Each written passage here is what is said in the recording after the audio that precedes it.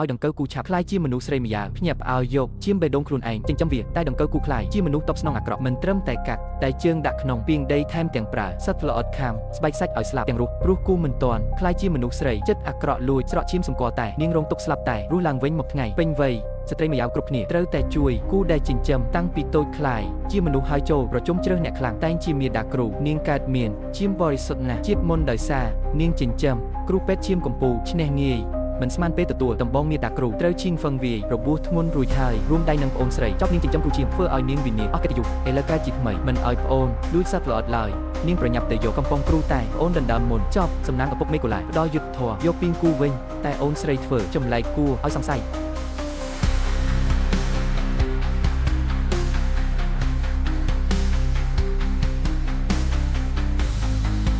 ពេលអូនស្រីកើតជាថ្មីមិនបោះបង់ក៏ខ្សឹបឪពុកនិយាយតិចឪពុកក៏ភ្លាមដូចជាមនុស្សផ្សេងគ្នាទៀមទាបងឲ្យគូទៅអូនមិនឲ្យបដិសេធក៏ឆក់យកទៅឲ្យអូនទទួលតែបងមិនភ័យព្រោះគូនេះនាងចិញ្ចឹមដោយឈាមព្រមានអូនថាបើបង្ខំនឹងរងគ្រោះអូនចង់ឈប់តែឈាមស្រក់ចូលពីងហើយភ្លាមដង្កូវឈីងវឹងប្រែរូបមនុស្សមុនលេចមុខពេលអ្នកគិតឈីងវឹងក្បត់ប្អូនស្រីតែគេទទួលស្គាល់ប្អូនជាម្ចាស់បងស្រីដឹងឈីងហ្វឹងកើតវិញដូច្នេះឈប់ប្រកែកព្រមដូចជាមួយប្អូនធ្វើទៅបិទដង្កូវប្អូនជាដង្កូវអត់ប្រយោជន៍តែបងស្រីមានជំនឿថាអាចបង្វឹកវាជាស្ដេចបានចូលបន្ទប់ក៏ប្រញាប់ផ្ដល់ឈាមឲ្យដង្កូវស្រក់ឈាមមួយតគ្មានប្រតិកម្ម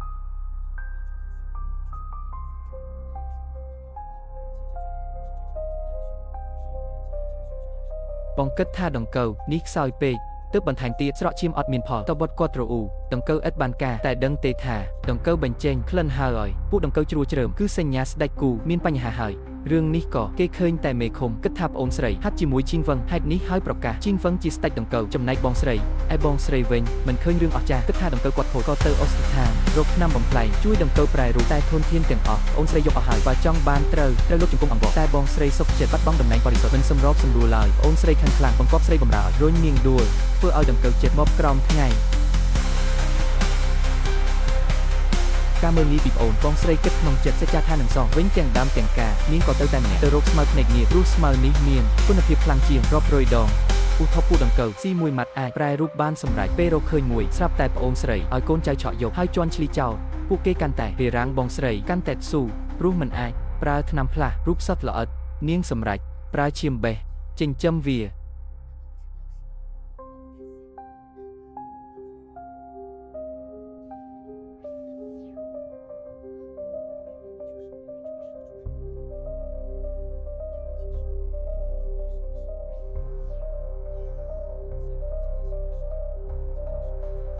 ពេលបងស្រី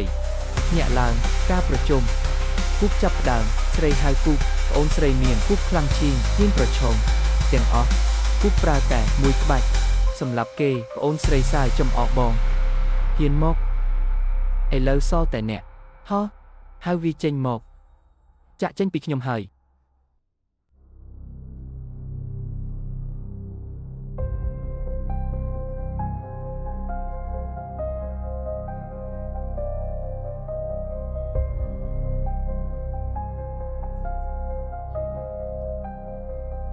បងស្រីមិនទាន់ហើយវិញ្ញាណគូចេញដង្កូវគូមិនអាចបំផ្លាញនៅតែចង់ចូលប្រកួតគូទៀតមិនខ្លាចគេសាយចំអត់ទេឪពុកឈ្នះចាញ់ដឹងហើយប្រកាសលទ្ធផលទៅចាំអ្នកណាថាអត់វិញ្ញាណគូមិនអាចប្រកួតអត់វិញ្ញាណគូឯងចង់វាជាមួយខ្ញុំខ្លួនឯងគួរឲ្យខឹងណាស់ខ្ញុំស្មានថាឯងមានល្បិចតាមពិតល្បិចសំខាន់គឺលះបង់ជីវិតបើអុយចឹងខ្ញុំបំពេញបំណង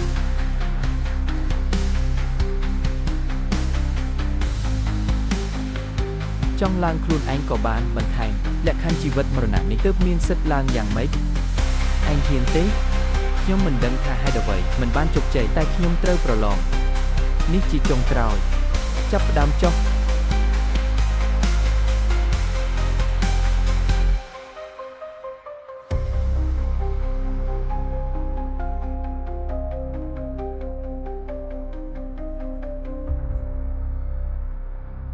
បើចង់ស្លាប់ខ្ញុំជួយសម្រេច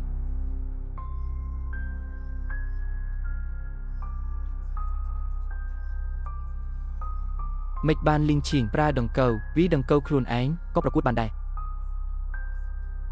មិនជាប់លីងឈីងអាក្រក់ការប្រយុទ្ធដង្កូវខ្លាំងម្លេះមិននឹកថាឯងមានល្បិចលាក់តែអស់ត្រឹមនេះឈីងហ្វឹងកុំខ្ជះពេលវាឲ្យគេពិការលីងឈីងឯងគិតថាដង្កូវថោកទាបឃុំខ្ញុំបានឬលីងឈីងបើខ្ញុំមុនគេលាតត្រដាងខ្ញុំនឹងទទួលយកអ្នក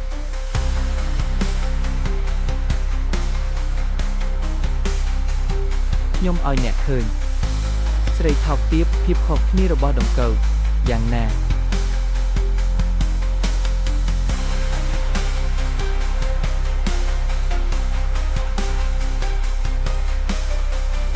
សត្វល្អិតក៏ចាប់មិនបានហ៊ានទៅប្រយុទ្ធស្ដេចជ្រលងងឹតឲ្យគេផ្ចាលជាការល្អបងស្រីអ្នកចាញ់ទៀតហើយជាតិមុនខ្ញុំធ្វើទីរុនរហូតស្លាប់ជាតិនេះអ្នកនៅជាឆ្កែស្លាប់ដដែលត្រូវខ្ញុំជន់គ្មានកម្លាំងលបែង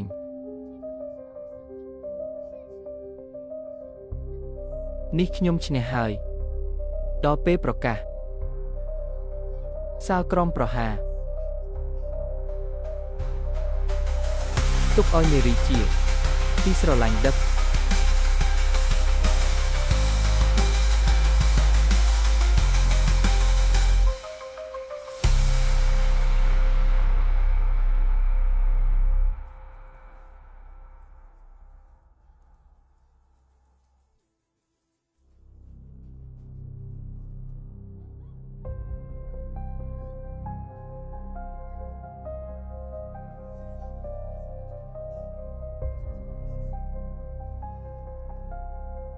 នឹកដល់ស្នេហ៍មួយជីវិតខ្ញុំនៅតែចាញ់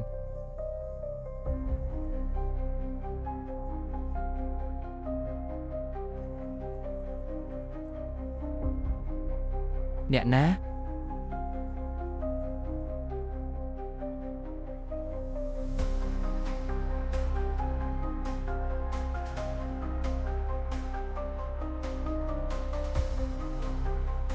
ហ៊ានខាត់ខ្ញុំ